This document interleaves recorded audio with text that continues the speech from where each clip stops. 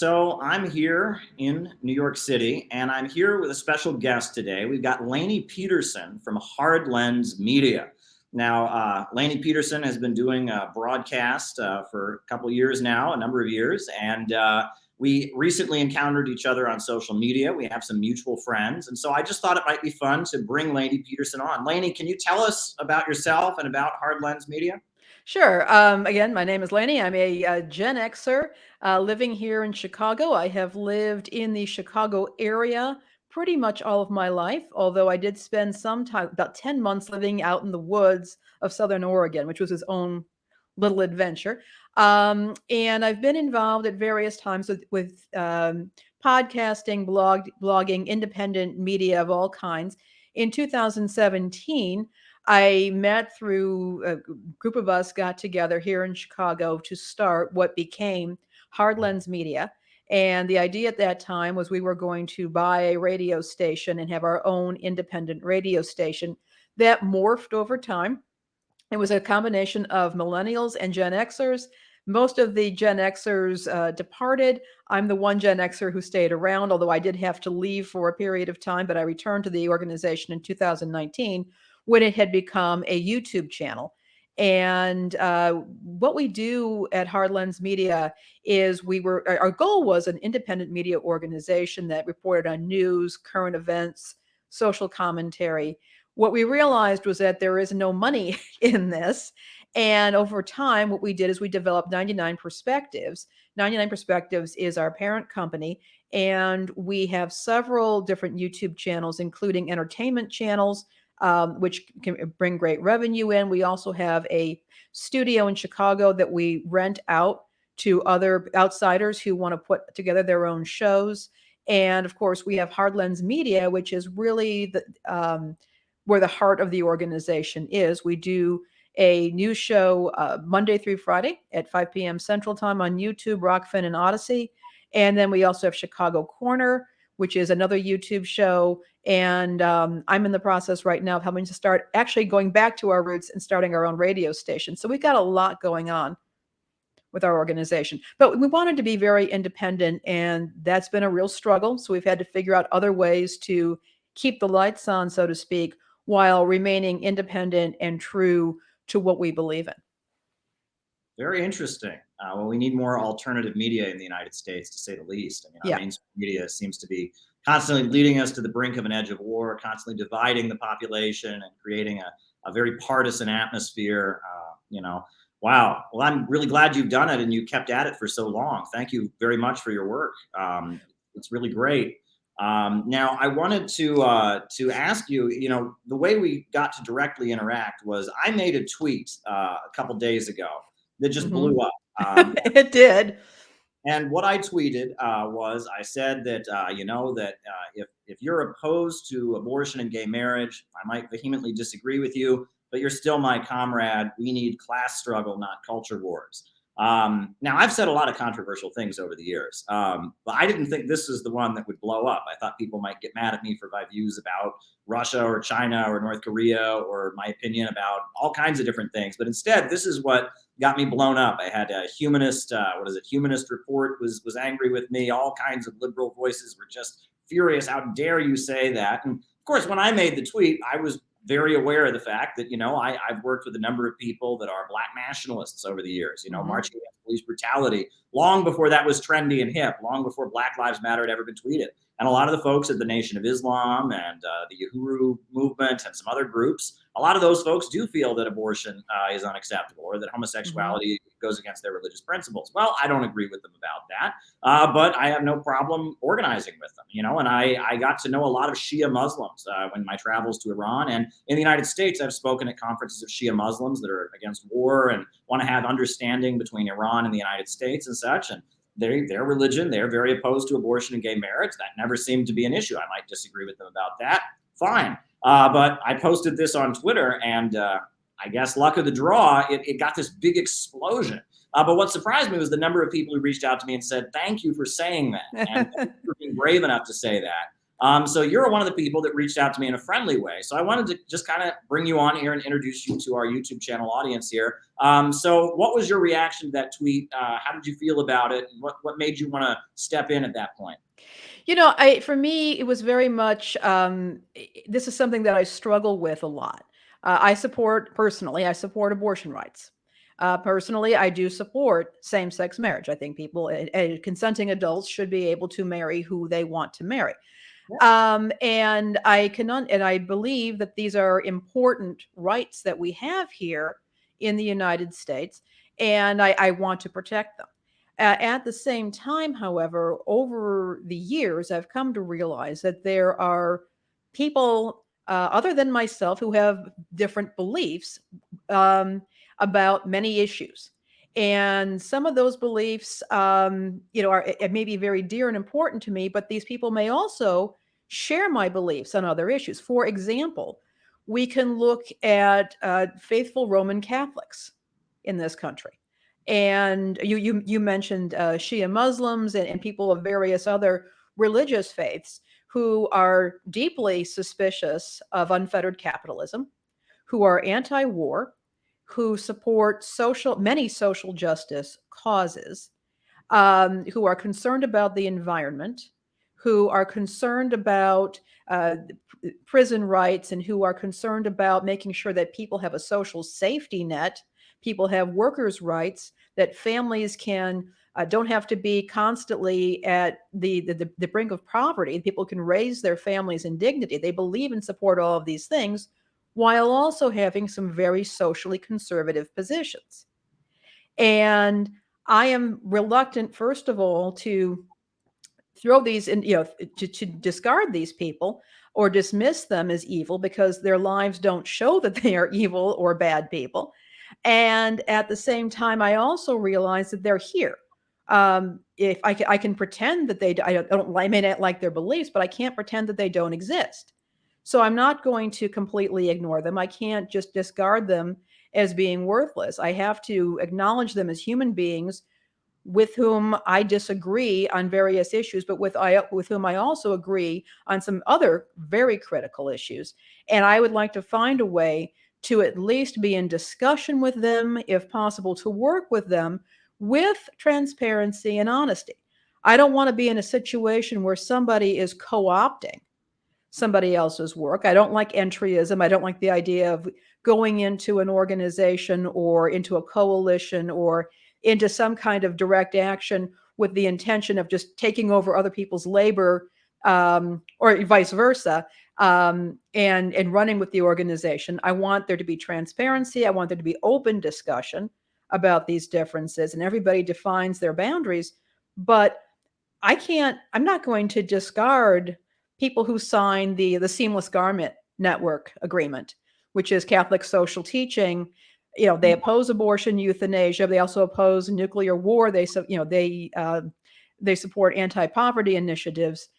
I think that there's enough common ground there for people to work together. And I'm going to say, go further. We kind of have to go and work together. If we don't, we've got a split movement. We have split activity, split activism. It's weakened.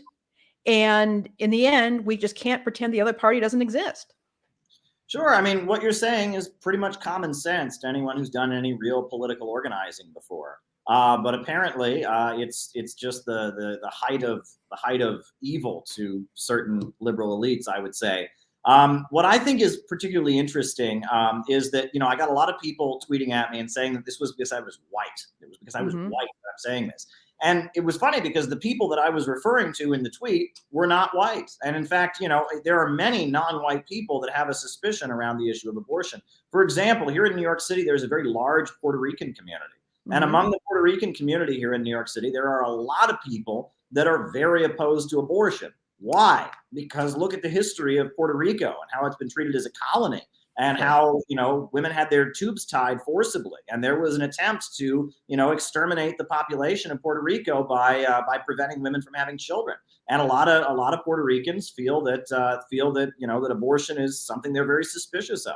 And there's similar feelings among African Americans in the United States. That it's not simply a black and white issue by any means. Now there are a lot of white folks that are evangelicals and conservative that have opposition to abortion.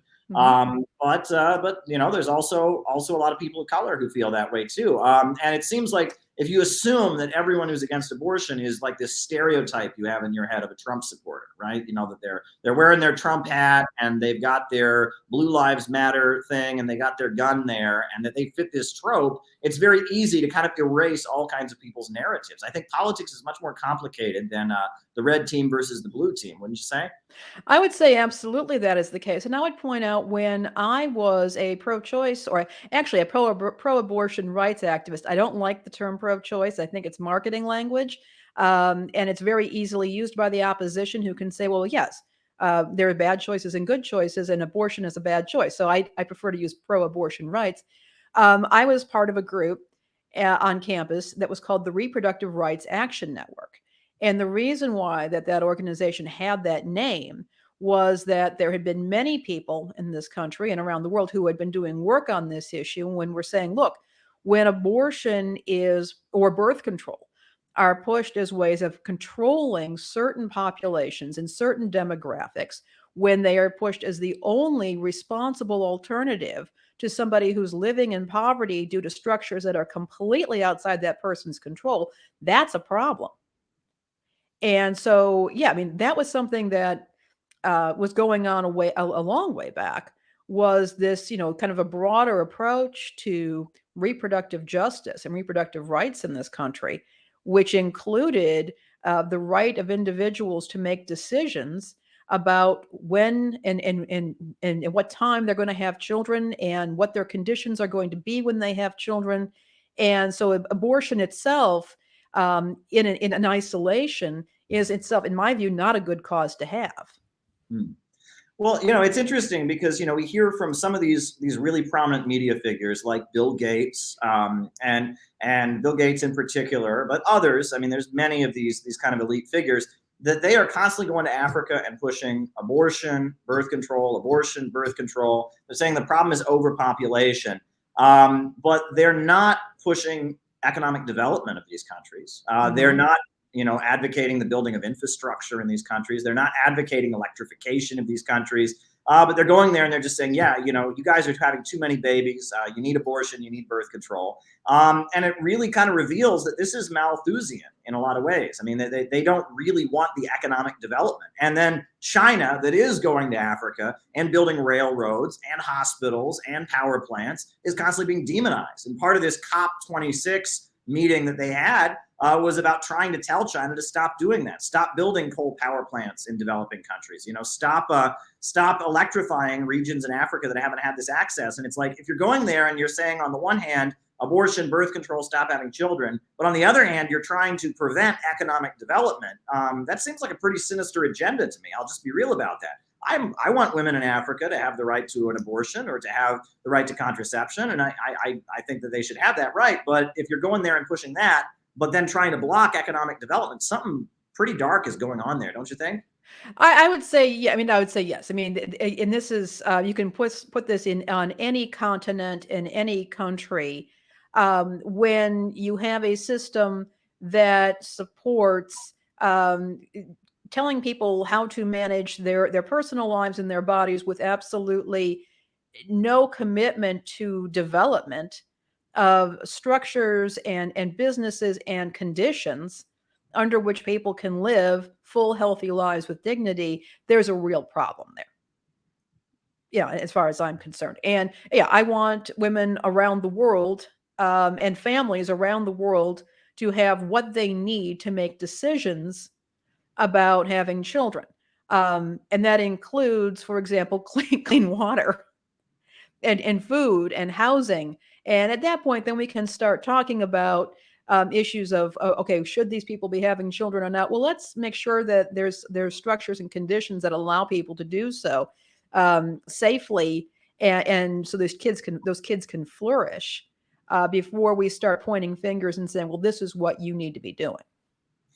Yeah, and I mean, I just got back from Nicaragua at the beginning of this month. I went there for the elections, and in Nicaragua, I mean, that's a socialist country led by the Mm. Sandinistas. They have raised millions of people out of poverty. When they came back into power in 2006, they got reelected. The country had only 52% electrification. Now it's 99% electrification. They've wiped out illiteracy. They have invested in the productive economy. I mean, the roads are better than the roads in New York City. I mean, they've done so much to, with their micro Mhm. entrepreneurship program and all of that.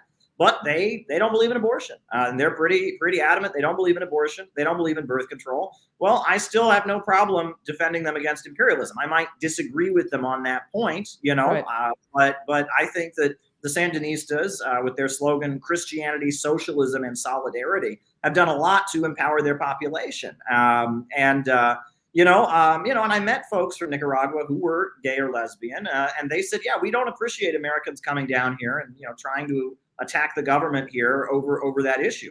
Even though we personally, yeah, we wish we had gay marriage here, but we don't like the USA in the '80s was funding the Contras that killed hundreds of thousands of people and were drug dealing terrorists trying to tear down the government of Nicaragua. And now, Joe Biden just put these new sanctions on there and isn't recognizing the new election results. And it's like, it's pretty clear this is a socialist government standing up to the imperialists. It just is a socialist government that has some socially conservative policies. And in Latin America, that's pretty common. Yeah. Venezuela doesn't have gay marriage. I know Rafael Correa, who was the president of Ecuador, he said that if they ever legalized abortion in Ecuador, he would step down as president. Well, that's a pretty strong anti-abortion stance. Now, I can disagree with him about that, but that doesn't mean that he wasn't. I mean, what he did for Assange, giving protection to Assange, and I mean, this is an important person. And when we make social justice issues like this, when we make kind of cultural issues like this, the dividing line, we end up isolating ourselves from so many progressive forces in the world.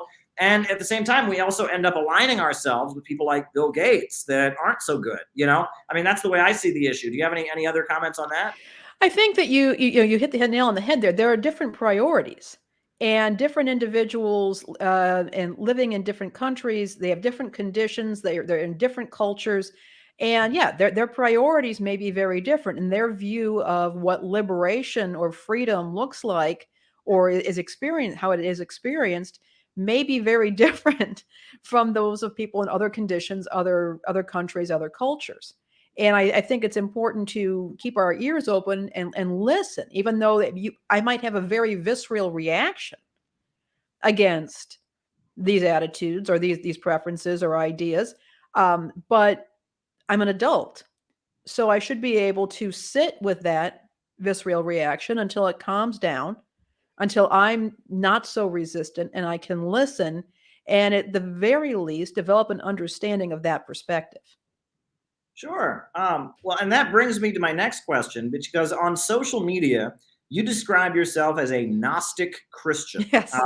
And I was curious about that because I know historically about the Gnostics and their fight with what eventually became the Catholic Church and such. But I don't think our audience necessarily knows about that. And also, I don't know what that means in a modern, Sure. like contemporary context. So, what do you mean by describing yourself as a Gnostic Christian? Sure, I've been involved with the modern Gnostic movement probably for 20 years now. Essentially, and as you point out, very early on, the Christian church was not unified. There were different perspectives, different bishops. People were coming together, trying to sort out what was heterodox, what was orthodox, what was outright heresy, and there were various schools, Gnostic schools, that were within Christianity, that held to some beliefs regarding, for example, the material world, the systems that we are living in, and perceived, we would call them maybe necessarily the physical world as being, if not evil, an unintentioned result of the creator's activity. There were different perspectives on that. And much of that got, eliminated as the church consolidated with empire. And it became, a lot of differing belief systems kind of got pushed to the wayside. And that's been going on. The Catholic Church developed. Then there was the schism with the Eastern Church, and then of course there was the Protestant schisms that happened. And what has happened in more recent years, part of the, shall we say, alternative religious movements in primarily the US and in Britain, and of course in Europe and in Russia, there became an interest in esoteric Christianity, as well as looking back at what the early Gnostics believed. And then, of course, what happened is in the mid 20th century, there was that discovery of Nag Hammadi, where a whole bunch of Gnostic scriptures and writings, which had been alluded to in some old manuscripts, including those of the heresiologists. These were church fathers that were explicitly speaking out against heresies. They found these manuscripts again. They were eventually published. There was a renewed interest in Gnosticism, and you started to see Gnostic themes, say, in the work of Philip K. Dick, the Matrix movies. But I think a lot of modern Gnostics, first of all, we tend to be very independent in the way we operate, and we have different views on the material world and politics, but there is usually a shared suspicion of systems, and also the notion that sometimes we are so inculcated in our culture, and we're affected by finances and politics and in social mores that we cannot necessarily perceive as clearly as we would like. So Gnostics, and I have found, tend to be very suspicious of systems, of laws, of judgments, and see that we oftentimes find ourselves walking through life not even thinking about what we're doing or the way that we are living. So while I would say that I am a Christian, I have what, as people would say, a personal relationship with Jesus Christ, and that's where I'm at with that. I also tend to be very suspicious of any ruling systems and hierarchies that operate, because I think that they can condition us into lacking imagination. And if we don't have that kind of imagination, we can't necessarily think our way out of social predicaments that in some cases may actually be killing us. Well, one assessment that I've heard, and you can correct me if I'm wrong, this is just, I know barely anything about this, but one assessment I've heard is people say that the Gnostic Christianity was very different in the fact that it wasn't like everything was just in the Bible and you could read it. There was more of a, it was like more of something you learned over time. It was like Yes. Kabbalah, perhaps, or like Masonry or something like that. Is that correct or no? I would say yes. I mean, again, these were small organizations. These were small churches. In many cases, I mean, there were some that I think had some philosophies that I think definitely had more, permeated more what we would consider to be orthodoxy, or even the church fathers, or the apostles, like the Apostle Paul. But I think it is definitely experiential. You know that if you read, for example, a lot of the so-called Gnostic Gospels, they're bizarre in some cases, just absolutely bizarre. They don't make a lot of sense. They seem kind of silly or trite. Try to preach from them. I mean, I'm a seminary graduate, so it's one thing to preach from the canonical scriptures. If you're trying to preach from the Gnostics, so-called Gnostic scriptures, you're going to be all over the place. It's more a matter of internal practice, through your spiritual practice, through attention and devotion. The mysteries, so to speak, kind of reveal themselves to you. So you start to see things very differently. Again, Philip K. Dick, a modern author, who was known, of course, for the various movies and books, the movies that he inspired and his books. He wrote a whole trilogy on his own Gnostic encounter, the Valis trilogy, and it's this kind of, in his case, it led to full-blown psychosis, which you kind of hope. I don't want that to happen to anybody. But there is this, suddenly you can start seeing things differently the more you gather your attention and engage in spiritual practices, working with other people, reading. That can happen over time. Now, I know that many people are not religious. I'm assuming that many of the people who are watching this are not religious. I am. And that for me is a real cornerstone in my media work and my media activism. Wow. Well, that's very interesting. It's very, very interesting to me. I mean, I just co-edited a book that was put out with my good friend Keaton Mansfield. Keaton Mansfield's Roman Catholic. I come out of a Protestant tradition. I call myself a liberal Protestant. But we co-edited a compilation, really, called Jesus is a Socialist. And it had quotes from the Bible. It had quotes from Dr. Martin Luther King Jr. It had an essay written by Eugene Debs, the leader of the Socialist Party. And it also had something written by Edward Bellamy, who was an early American socialist. It was actually his cousin who wrote the U.S. Pledge of Allegiance. And then I wrote a conclusion essay. Keaton wrote the introduction, and it's been quite popular. And people are quite surprised by it when they see it. I know the John Brown Volunteers, which is an activist group that works with the Center for Political Innovation, they've been distributing it around the country. And the selections from the Bible we picked, point to Jesus as being like the original revolutionary in a way. I mean, standing against the empire. He says, I come not to bring peace to the earth, but a sword. I come to turn a man against his father and a daughter against her mother. And I mean, he was quite a revolutionary figure. If you look at it, and executed by the Roman Empire and such, challenging the authorities. I see a pretty radical revolutionary streak in Christianity. Do you also see that in your study of Gnosticism? I do, in the sense that it's not always comfortable. It's not, I don't think that, for example, that necessarily means that a critique of greed, for example, does not necessarily lead me to believe that, okay, I want to go ahead and establish a communist state someplace. I think there has to be a emphasis on human dignity. And so one of my own concerns when I'm talking with communists or socialists is, okay, how do you bring about these conditions where people are able to live their lives in dignity without engaging in an authoritarian techniques?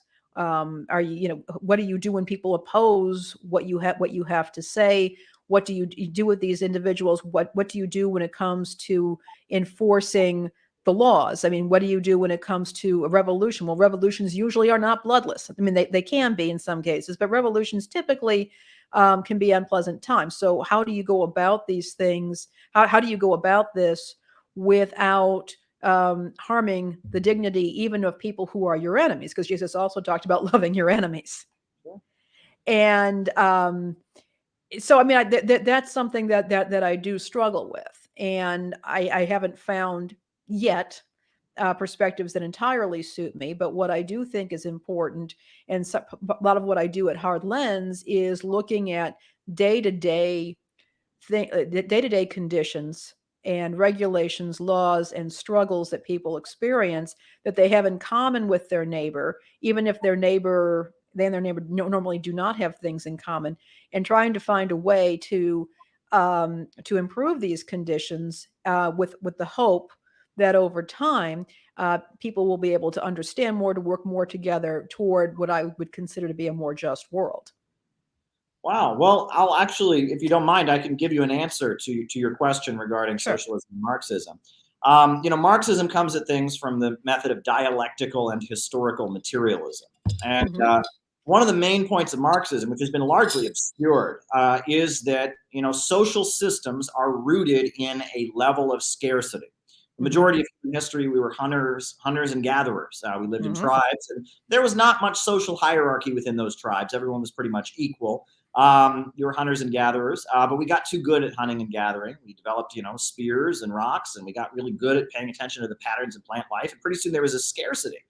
So out of necessity, we moved to a higher mode of production, started growing our own food and domesticating animals. Well, that higher mode of production led to a new social system. And we got, feudalism and slavery emerged, as we domesticated animals. And then, out of the Enlightenment and technological breakthroughs and the Silk Road from Asia and the printing press, we got, the revolutions that overturned feudalism and created capitalism, got us to a higher state of abundance. And that higher state of abundance came with a new social system that had more rights. It's when people started talking about the rights of man and all of this. And I always tell people that, if you were to listen to Joe Biden, you would think that, that human beings were just evil until like the 1400s in Europe, because no one ever talked about human rights and human liberties before. Everyone was just evil, and then suddenly we became good because, but the reality is that there had never been a society with that level of abundance to facilitate that level of freedom. Right now, Western capitalism has gotten itself into a mode where it keeps the rest of the world from developing. It's imperialism. It holds back development around the world in order to maintain the dominance of Western corporations and banks. But the idea is that as countries break free from that, eventually, we can get beyond capitalism and have a system where the banks, factories, and industries are organized rationally, and you can get to yet an even higher state of material abundance. And with that higher state of material abundance, you can obviously have a higher level of freedom. And then the ultimate goal is to get to a world with so much abundance and so much prosperity that people can just do what they want, and the state itself can fade away from each according to their own ability, to according to their needs. And that's what's particularly disturbing to me about Biden's upcoming democracy summit is there's no recognition of any of this. He has no understanding of human history. Democracy, good. Non-democracy, bad. That's the way he sums things up. And of course, he doesn't recognize countries that are very, very open and transparent and democratic, like Venezuela and Nicaragua as democracies. But put that aside, there are a lot of countries around the world that don't have the same level of civil liberties that the United States has. That's real. But the issue isn't simply that they're just not moral. The issue is related to development. It's related to the conditions of society.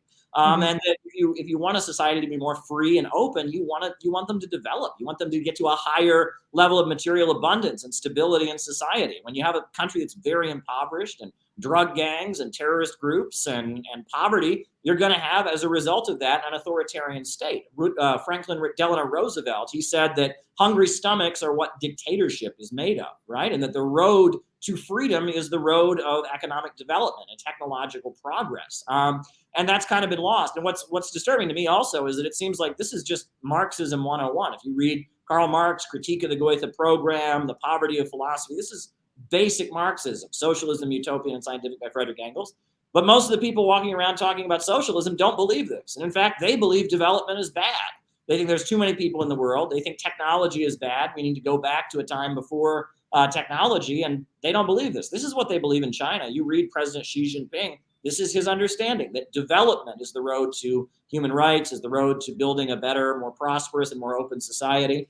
This is what they believe in Cuba and Vietnam and the countries around the world that have socialism. They understand this. The Western left doesn't understand this, has a very different viewpoint. So I just wanted to throw that out there as kind No, of I appreciate that.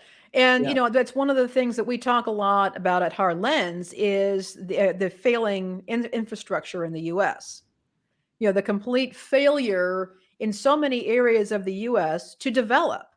Yeah. Now, look, I mean, I have my concerns about oil reserves. I have my concerns about environmental issues. We're looking at some climate change issues at this point that are going to potentially render some areas of the country uninhabitable or very difficult to inhabit. And those are concerns as well. And what not seeing an emphasis on development, even within our own country, has been very distressing to me, particularly with things like the internet. We saw during the recent global health crisis an unprecedented dependence on the internet, and so many people around this country were completely failed because they did not have access. Yeah. They did not have good enough access, and this is something that other countries have figured out a long time ago, and we don't even have that. So, I mean, what you're saying is resonating with me. Yeah, well, it was shocking to me, but on Thanksgiving this year, national holiday, put aside the critiques we know about, the Native Americans and such, but on a national holiday where people traditionally gather to eat meals with their family, 64,000 people in California had no electricity because our government is more concerned about bombing people around the world and bailing out banks and, corporate subsidies, that the power grid in California failed, and 64,000 people spent their Thanksgiving in the dark. Now, if that's not a failure, and look what happened in Texas last winter. People were freezing to death in Texas. They were camping in their own living rooms. And one of the stories we have a story that I reported on a couple of years back for Hard Lens, and we still make references to it to this day, is that mail trucks keep exploding in the U.S. Wow. There's Tell me. it was something like one mail truck was exploding every 5 days, I think it was. And we've got, nobody seems to be doing anything about the fact that we have exploding mail trucks. Wow. And the mail's kind of important. And, the mail, having a postal service, the commons, having an actual postal service was pretty well hammered into the foundation of this country. And I would say for good reason.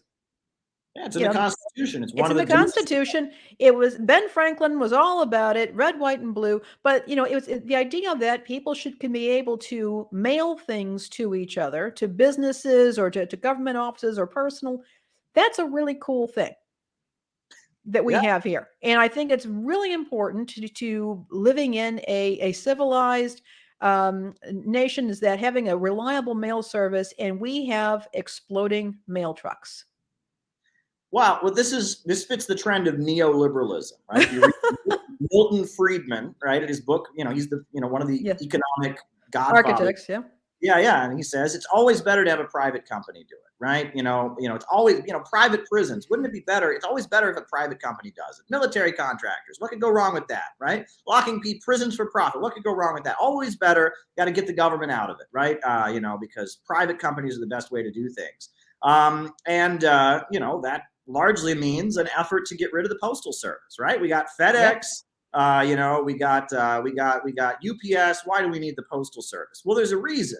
There's a reason that the founders of the United States were not socialists by any means, but they understood that it's important to have a government postal service because you don't want that postal service to have any loyalty to anybody. You don't want it to be working for. You want everyone to be equal when it comes to the mailbox. That's the idea, right? And just like roads, just like basic infrastructure, the idea is that you have to have the state do this. Adam Smith, one of the free market, theoreticians, he had no problem with the government running the postal service.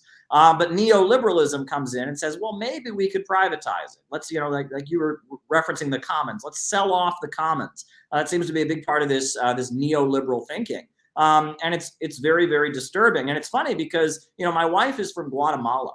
Okay. And Guatemala, until recently, I think, did not have a functioning postal service because their president, Jimmy Morales, privatized it, right? He's a U.S.-backed, very friendly to Wall Street and all of that. And he privatized the postal service. And then they had a budget crisis, so he couldn't pay the bill. And so there was no postal service in the country of Guatemala. And that's one of the countries that all these people piling onto the U.S. border are trying to get out of.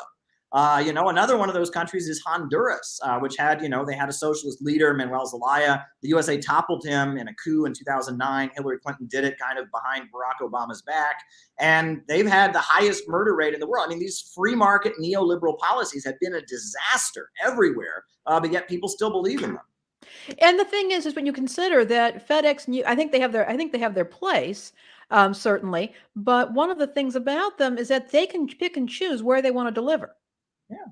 If the thing is the United States Postal Service will find a way in most cases to get your mail to you. You may have to travel a little bit to go to the post office, but they're going to find a way to do that. And that's one of my concerns about over privatization is that when you have a private company, the private company gets to pick and choose. Gets to make its own decisions, and that can leave out large segments of the population. The other thing that concerns me about privatization is that it gets more and more private as they go along. For example, there are newsrooms across this country that are being destroyed by hedge funds.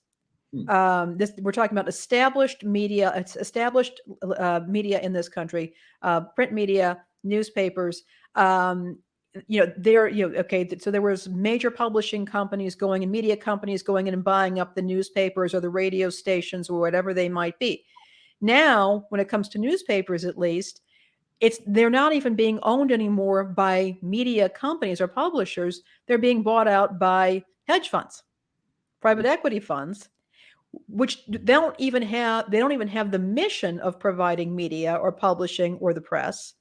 All they're focusing on is a short-term returns for their investors. So they've even, at this point, the ownership of media in this country has not only become consolidated, it is consolidated to entirely to pure capital rather than any even a business mission or a business principle. And it's really quite terrifying to see what's been happening in newspapers around the country, including my own Chicago Tribune right here in the city. We've seen this happen with radio stations, with television stations. And again, when you don't even have a corporation that specializes in that industry, now it's a totally different industry that is running things. And that is truly distressing. That's one of the reasons why, Hard Lens exists, why you're doing your stuff, but the Mikasa Sukasa network is doing Nico House. Why I think independent media is so important at this time, because we've seen what's happened to other media organizations. Sure. I mean, if I'm looking for accurate information, I look at alternative media. I look at my own network, RT. I look at Mint Press. I look at, Convo Couch. I look at, alternative media is where I find the truth. One thing I will say, though, is I also have to just, consume the mainstream line when I'm looking for hard economic data. I always read the Wall Street Journal, though. I don't read the I love the Wall Street. I subscribe to the Wall Street Journal. Yeah. I hate the New York Times. Every time I buy the New York Times, I regret it, right? Wall Street Journal, I don't agree with it, obviously, but it gives me unfiltered, exactly the mainstream party line in the United States. Fine. This is the standard. This is what you're supposed to believe. Here's some raw economic data, which is very useful.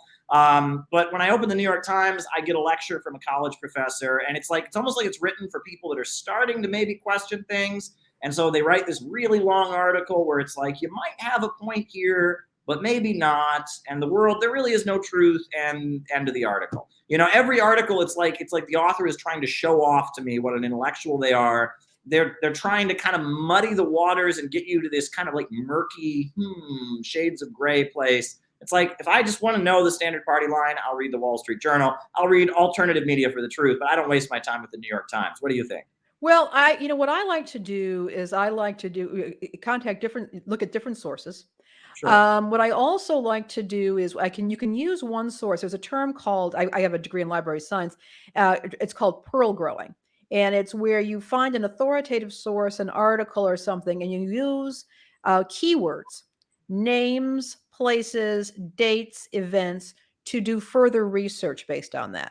So just because I pick up something, I pick up the Wall Street Journal or whatnot, I read an article, okay, there's some good raw data in there. It could be some very excellent reporting and fact checking. But at that point, I have names, I have places, I have concepts that I can do my own research with.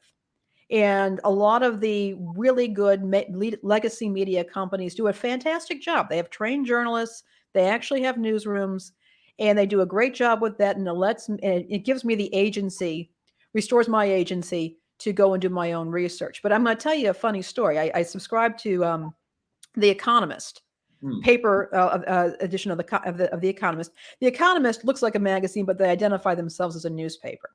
And this was happened over the summer. I was sitting on my back porch, reading my coffee, reading The Economist, and they have a little section where they just have short news bites of things that are going on. There was a little 2-inch section that discussed the fact that the United Kingdom was reversing course on its nuclear disarmament plans and was going to increase its nuclear stockpile by 40% into up until like 2030. Yeah. And I said to myself, what just happened here? Why am I only reading this now? Why am I only knowing about this now?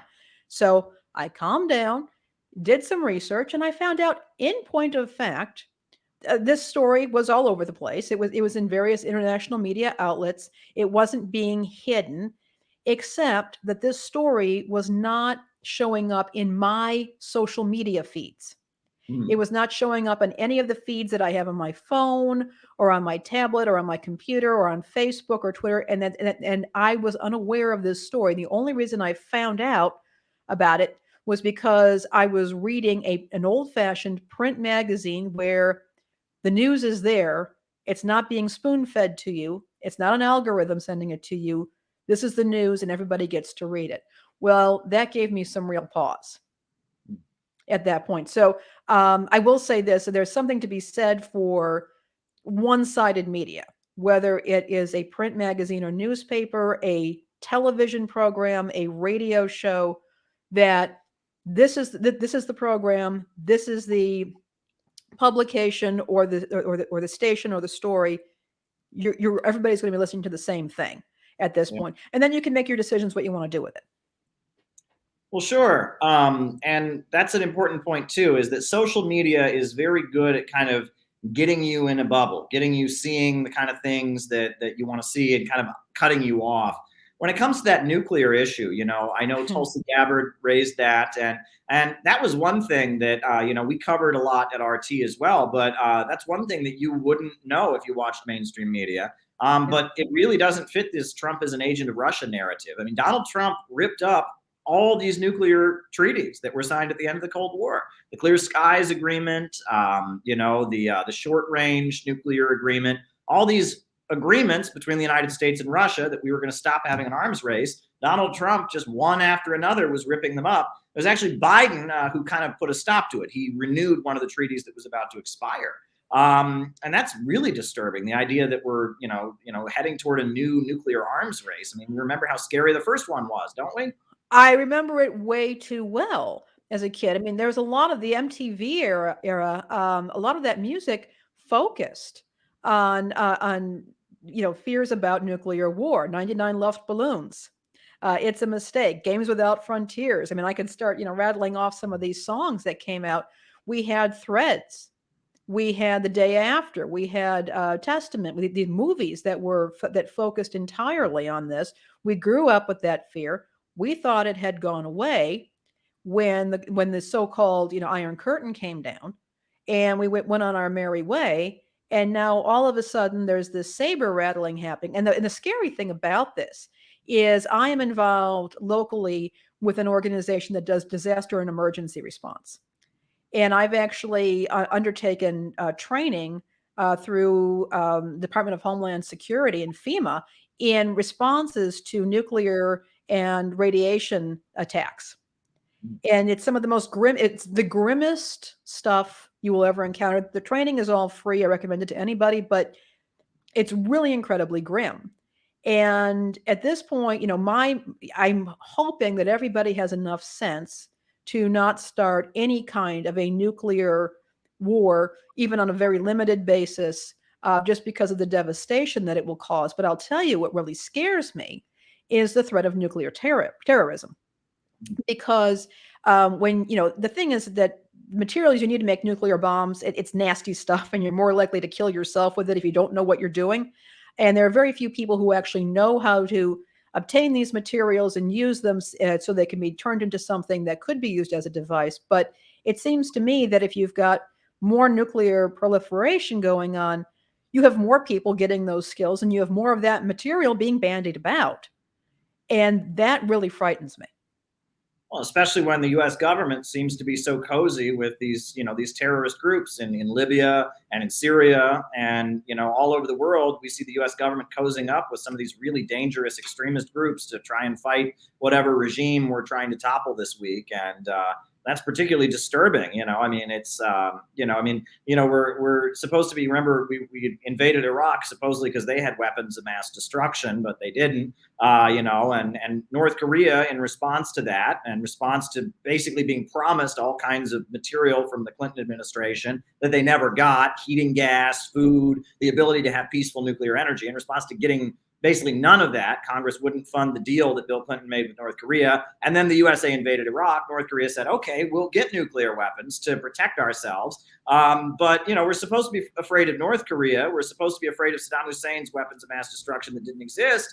But I think it's a little bit disturbing that our government is going around arming extremists and fanatics, to overthrow independent governments. And, could one of these extremists and fanatics get their hands on something deadly? If you continue to arm them, if you continue to destabilize the world, the chances of that would increase, don't you think? I could think it could. And I think, again, if you've got governments that are reversing course and are going to be building more weapons, again, it's more availability. And Sure. it's just this is leaving me very unhappy at this point. I want to ask you though, what do you think about that incoming ballistics warning that got sent out in Hawaii? Do you have an opinion about what was going on there? It continues to perplex me. I think that the United States is coming to terms with the fact that North Korea is going to give up their nuclear weapons at some point in the future, right? Within the next couple of years, they're going to do it. Mm-hmm. However, when they do it, North Korea will then be open for business at that point, right? Right now, mm-hmm. because they withdrew from the Nuclear Non-Proliferation Treaty, there's UN sanctions on them. It's very difficult to do business with them. And I think that it's only a matter of time until North Korea feels safe enough, that they can give up their nuclear weapons. They have a government in South Korea that's not as hostile to them. They have Russia and China that are friendlier to them. And pretty soon, North Korea is going to give up its nuclear weapons. However, the fear is that when North Korea gives up its nuclear weapons, the United States will not get in on the action in North Korea. That'll be an economic boom in North Korea because most North Koreans can speak more than one language. Sure. You've got those mountains that are full of coal.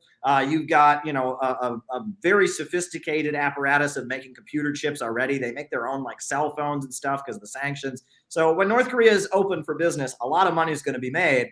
But there's a very good chance that the United States won't get any of it, basically.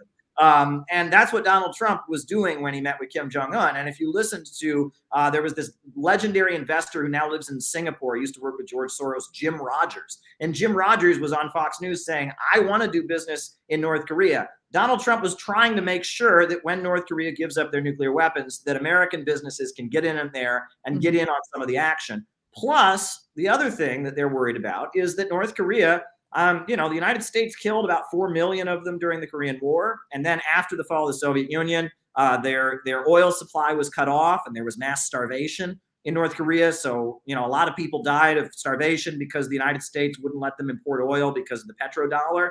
So there's a lot of anger at the United States. So if and when North Korea opens up and has an economic boom, if North Korea is explicitly hostile to the United States, and that's not going to be good for the United States either. So I think there's a fear on the part of the United States that when North Korea gives up their nukes, it will result in the United States not getting in on it economically, number one. And number two, a country that is, has a lot of resentment against the United States, spreading its views and its ideology around the world. And so there's a feeling that if I think the Trump folks, they felt like, let's try to get in there and negotiate for them to give up in a way that'll be friendly to the United States. And I think John Bolton and a lot of the CIA folks said, no, we just have to do everything we can to prevent North Korea from opening up. We just have to do everything we can to prevent it. And you'll notice that that when Trump met with Kim Jong-un, that John Bolton sabotaged it basically, and he said that North Korea or that Libyan options are on the table, which is he's basically threatening the lives of the leaders of North Korea. And then on top of that, and this got no publicity over here, a bunch of CIA-linked people in Spain attacked the embassy. The North Korean embassy in Spain was ransacked by a bunch of people that Spanish media, mainstream media in Spain, said were tied to American intelligence. So you had the CIA, basically do this this crazy attack on the North Korean embassy in Spain. You had John Bolton saying that that Libyan options are on the table, and that basically sabotaged what Donald Trump was doing, and that there is disagreement within the American state about how to deal with North Korea. Well, North Korea is there. They're not going anytime soon. If the Korean Workers' Party was ever going to leave power, it would have been in the 1990s when people were starving and the economy was collapsing. But now they're doing much better economically. Their economy is starting to grow again, and they're going to get into a position where basically they're friendly enough with Russia and China that they're going to say, you know what, we're going to get back into the Nuclear Non-Proliferation Treaty. We're going to give up our nuclear weapons. And the USA doesn't know quite what to do with that. And I think right now the Biden administration's approach is let's do everything we can to keep that from happening, even though it's going to happen anyway.